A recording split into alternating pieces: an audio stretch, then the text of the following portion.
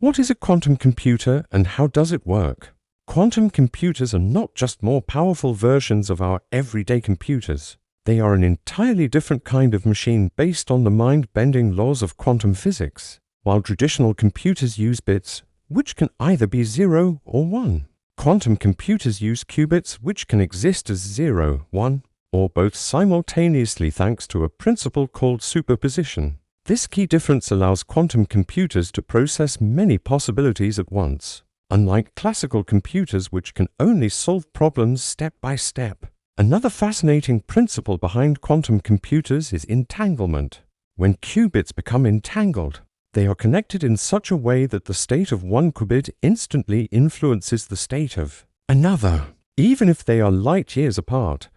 This allows quantum computers to perform highly complex calculations with extraordinary speed.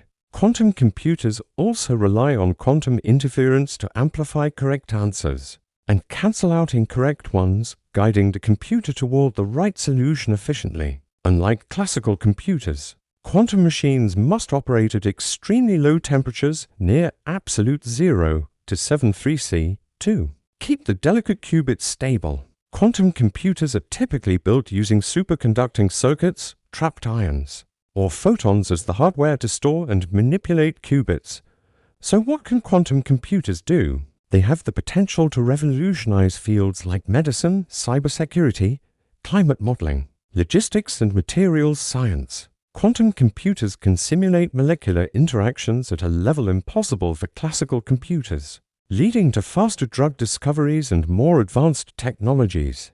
However, today's quantum computers are still in the early stages, and scientists are working to overcome major challenges like high error rates, short qubit lifetimes, and extreme sensitivity to their environment. In simple terms, if a regular computer is like solving a maze by checking each path one by one, a quantum computer is like exploring all possible paths at the same time and instantly finding the best one.